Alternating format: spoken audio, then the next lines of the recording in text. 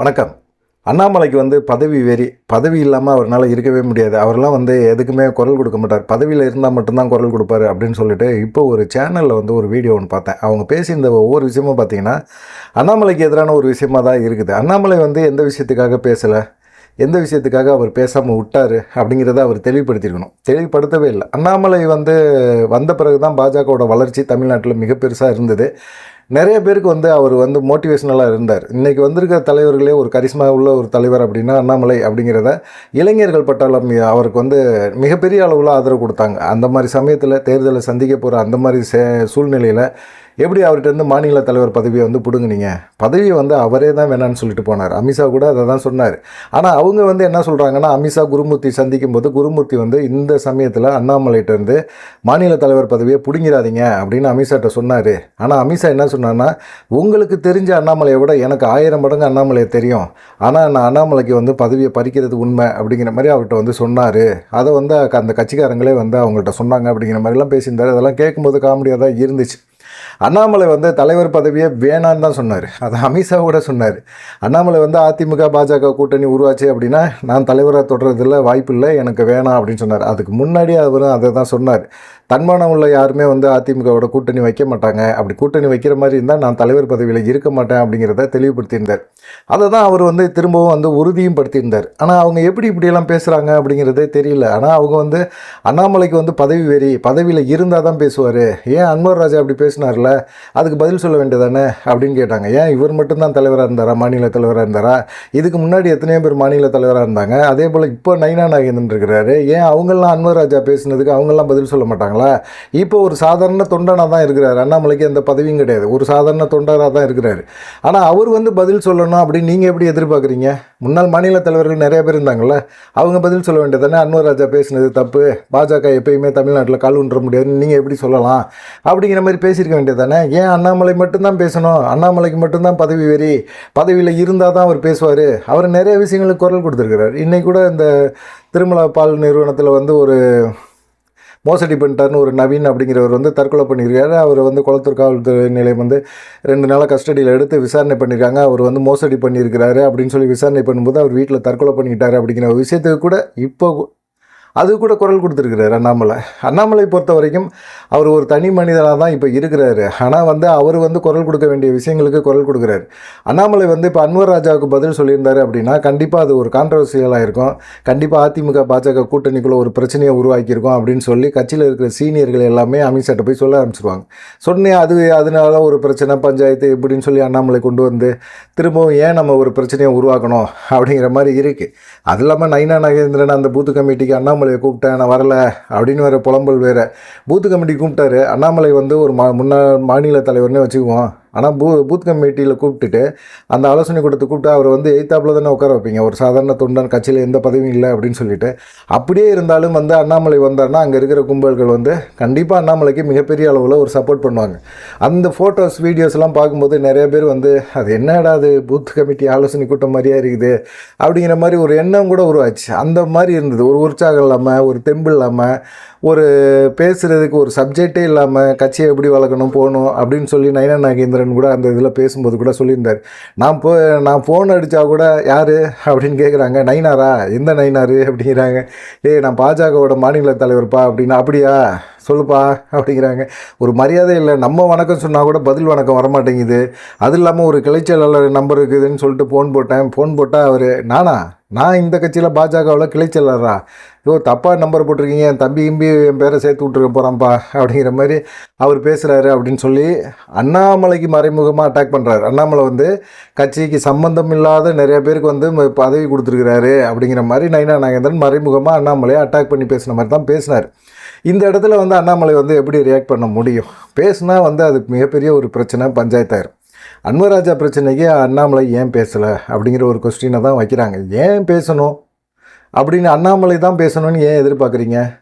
இல்லை, நீங்கள் முன்னாள் மாநில தலைவர்கள் நிறைய பேர் இருக்காங்க, கட்சியில் முக்கியமான பதவியில் நிறைய பேர் இருக்கிறாங்க, பேச வேண்டியது தானே? அவருக்கு நிறைய கட்டுப்பாடுகளை விதிச்சிருக்கிறாங்க பாஜக மேலிடம். அண்ணாமலை செய்தியாளரை சந்திக்கும் போது பாஜக மேலிடம் சொல்லணும், இல்லை நைனா நாகேந்திரன்ட்ட பர்மிஷன் வாங்கி பேசணும். இப்படி பேசுகிறதுக்கு அவர் பேசாமல் மௌனமாக இருக்கிறதே நல்லது.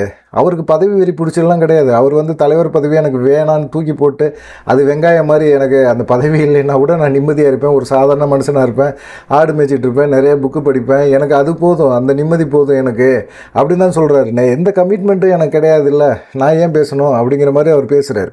அவர் பேசுகிற இந்த விஷயங்களை பற்றி எப்படி அந்த வீடியோவில் பார்க்கும்போது கொஞ்சம் கஷ்டமாக தான் இருந்தது. ஏன்னா இப்படியெல்லாம் பேசுகிறாங்க அப்படின்னு சொல்லி. சரி இருக்கட்டும், அவங்க பேசுகிறது பேசிட்டு போகிறாங்க. அண்ணாமலை வந்து கட்சியை வளர்த்தாரு, வாக்கு சதவீதத்தை 11.5% வரைக்கும் கொண்டு போனார் அப்படிங்கிற மாதிரிலாம் சொல்கிறாங்க. ஆனால் 2014 சிபி ராதாகிருஷ்ணன் கோயம்புத்தூரில் ஜெயித்தார். அப்பயே பார்த்தீங்கன்னா பாஜக 14% வாக்குகளை வச்சுருந்தது அப்படிங்கிற மாதிரி ஒரு இதை சொல்கிறாங்க. இதை எடப்பாடி பழனிசாமியும் சொல்லிட்டு தான் கிடக்கிறாரு. அது உண்மை தான். அப்போ எம்பியாக இருந்தாங்க 2 கோயம்புத்தூரில் அப்போ பாஜகவுக்கு செல்வாக்கு இருக்குது, இப்போவும் செல்வாக்கு இருக்குதுன்னு வச்சுக்கலாம். இன்றைக்கி அண்ணாமலை யாரை ஆதரிக்கிறாரோ அவங்களுக்கு கண்டிப்பாக ஓட்டு விழுவோம். அண்ணாமலைக்குன்னு கொங்கு பெல்ட்டில் மிகப்பெரிய ஒரு ஆதரவு இருக்குது. அதிமுகவுக்கோ எடப்பாடி பழனிசாமிக்கோ அந்தளவுக்கு ஆதரவு இல்லை. அது வேணால் அடித்து கூட சொல்லலாம். அண்ணாமலை பிரச்சாரம் பண்ணாமல் எடப்பாடி பழனிசாமி அவர் தொகுதியில் கூட ஜெயிக்க முடியாது. அதிமுக வேட்பாளர்கள் யாருமே பெருசாக ஜெயிக்க முடியாது. அண்ணாமலைக்கு ஆதரவு இளைஞர்கள் வட்டாரம் மிகப்பெரிய அளவில் இருக்குது. அவங்க அண்ணாமலை ஒரு வார்த்தை சொன்னால் அந்த வேட்பாளரை ஜெயிக்க வைக்க முடியும். இல்லை அண்ணாமலை கொங்கு பெல்ட்டில் தாண்டி வேற எங்கிட்டாவது நிற்க முடியுமா அப்படின்னா ஏன் எடப்பாடி பழனிசாமியும் நிற்க சொல்லுங்களேன். ஒருத்தர் கூட கமெண்ட் போட்டிருந்தார் 2 நாளைக்கு முன்னாடி கூட. கும்மினிப்பூண்டிலேருந்து நான் இதை சொல்கிறேன், கும்மினிப்பூண்டியில் நிற்க சொல்லுங்கள், அண்ணாமலை நிற்க சொல்லுங்கள், 50,000 ஓட்டுக்கு மேலே வாங்குவார் அவர். ஆனால் அதே இது எடப்பாடி பழனிசாமி 1000 ஓட்டு கூட வாங்க மாட்டாருன்னு சொல்லி நம்ம பதிவில் கூட ஒருத்தர் கமெண்ட் போட்டிருந்தார். அந்த மாதிரி தான் நடக்கும். உண்மையான சம்பவங்கள் அதுதான். அண்ணாமலைக்கு ஓட்டு போடுறதுக்கு எந்த மாவட்டமாக இருந்தாலும் சரி, இப்போ கட்சியை தாண்டி இளைஞர்கள் ஓட்டு போட ரெடியாக இருக்கிறாங்க. ஏன்னா இது போல் ஒரு தலைவர் வரணும்பா அப்படிங்கிற ஒரு எண்ணம் இளைஞர்கள் மத்தியில் அதிகமாக இருக்குது. அப்படிப்பட்ட ஒரு இடத்துல இவங்க இப்படி பேசுகிறது அப்படிங்கிறது ஒரு சரியில்லை. அதிமுக பாஜக கூட்டணி அமைச்சிக்கங்க, ஏதோ பண்ணிக்கங்க, நீங்கள் வெற்றி பெறீங்களா இல்லையா அப்படிங்கிறத தாண்டி எடப்பாடி பழனிசாமி ஜெயிக்கிறதுக்கே அண்ணாமலையோட ஆதரவு வேணும் அப்படிங்கிற ஒரு சூழ்நிலை தான். இதை அதிமுகவும் மறுக்க முடியாது, பாஜகவும் மறுக்க முடியாது. ஆனாலும் மறுத்தாலும் இன்னும் 8 மாதம் இருக்குது. தேர்தல் சமயத்தில் அண்ணாமலையை பயன்படுத்திக்கலான்னாலும் அண்ணாமலை கொஞ்சம் கூட எடப்பாடி பழனிசாமி ஆதரிக்க மாட்டார் அப்படிங்கிறது தான் உண்மை.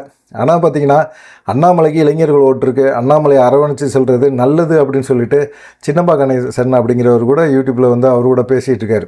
ஆனால் அண்ணாமலை இல்லாமல் 2026 சட்டமன்ற தேர்தலில் அதிமுக பாஜக கூட்டணி ஜெயிக்கிறது ரொம்ப கஷ்டம்.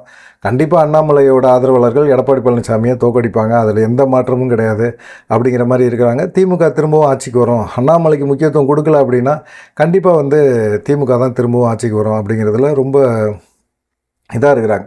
சரி, பாஜகவில் தான் பார்த்திங்கன்னா அண்ணாமலை மேலே வெறுப்பில் இருக்காங்க அப்படிங்கிற மாதிரி ஒரு எண்ணம் இருந்தாலும் கூட்டணி கட்சி அப்படிங்கிற இதில் ஏற்கனவே பாஜகவிலேருந்து காயத்ரி ரகுராமன் அங்கே விலகி அதிமுகவில் போய் சேர்ந்துட்டாங்க.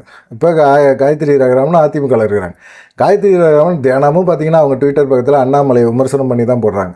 இதை எடப்பாடி பழனிசாமி கண்டிக்கணுமா வேணுமா? ஒரு கூட்டணி கட்சியில் இருக்கிறாரு, கூட்டணி கட்சியில் முன்னாள் தலைவர் வேறு, அவரை நீங்கள் விமர்சனம் பண்ணுறீங்க, இது தப்பு அப்படின்னு சொல்லி காயத்ரி ரகுராமன் எடப்பாடி பழனிசாமி கண்டிக்கணுமா வேணாமா? அவர் கண்டிக்க மாட்டேங்கிறாரு.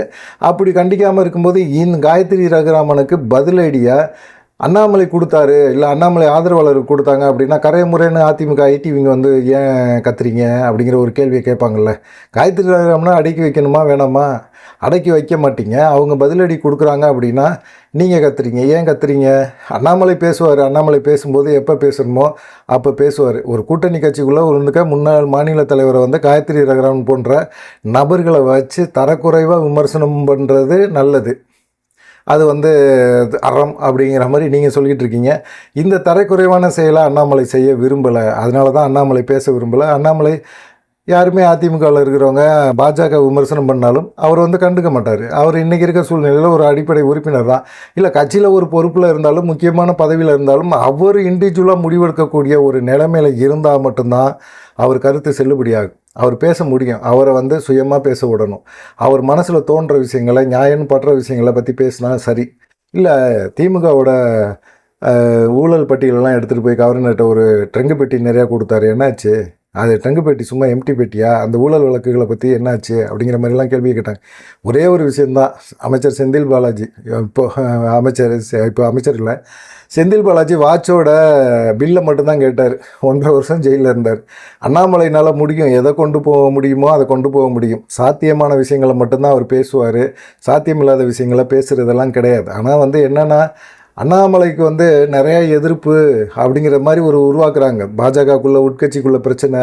ஏன்னா சீனியர்கள் எல்லாமே இத்தனை வருஷமாக நாங்கள் கஷ்டப்பட்டோம்யா, இவ்வளோ வருஷமாக நாங்கள் இந்த பாஜகவில் தான் இருக்கிறோம், என்ன பண்ணீங்க அப்படிங்கிற ஒரு விஷயம் இருக்குல்ல. குறுகிய காலத்தில் ஒருத்தர் வந்து ஃபேமஸ் ஆக முடியாது, ரொம்ப கஷ்டத்தை கொடுக்கணும். அவங்க உழைப்பை கொடுத்துருக்கிறாரு அண்ணாமலை.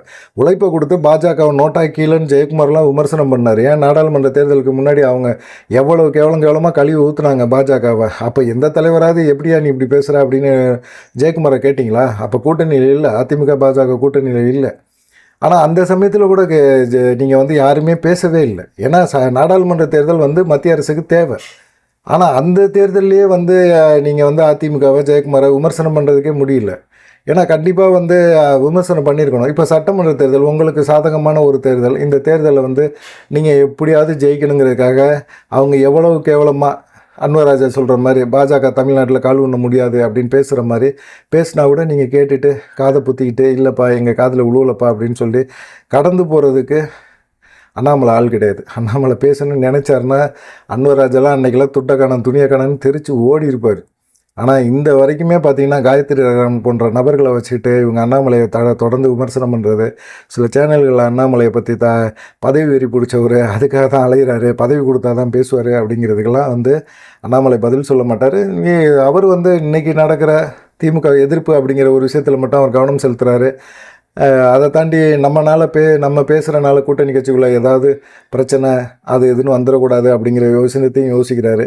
அதனால் பார்த்திங்கன்னா அண்ணாமலை தான் எப்பயுமே. அதனால் நீங்கள் பேசுகிறனாலையோ நீங்கள் விமர்சனம் பண்ணுறதுனாலையோ அவருடைய கெத்து இதெல்லாம் குறைஞ்சிடாது. கண்டிப்பாக வந்து இதை வந்து அமித்ஷாவே உணர்ந்துட்டார். அவர் வந்து அண்ணாமலை பேரை உச்சரிக்கும் போதே மதுரையில் அவ்வளோ ஒரு ஆர்ப்பாட்டம் ஆரவாரம் இதெல்லாம் பார்க்கும்போது அமித்ஷா வந்து உணர்ந்துருப்பார். என்னடா இது அண்ணாமலையை நம்ம எல்லாருமே சொல்கிறாங்கன்னு சொல்லிட்டு நம்ம இது பண்ணிட்டோமே அப்படின்னு யோசிச்சிருப்பாங்க. பார்க்கலாம், அண்ணாமலைக்கு எதிராக எவ்வளோ சதி நடந்தாலும் மக்கள் ஆதரவு அவருக்கு இருக்குது. பாஜகவை பொறுத்த வரைக்கும் இல்லை, கட்சி தாண்டியும் அவருக்கு ஆதரவு இருக்குது அப்படிங்கிறது எல்லாத்துக்கும் தெளிவாக தெரியுது. நீங்கள் என்ன நினைக்கிறீங்க அப்படிங்கிற ஒரு விஷயத்தை மறக்காமல் கமெண்ட் பண்ணிட்டு போங்க. நன்றி, வணக்கம்.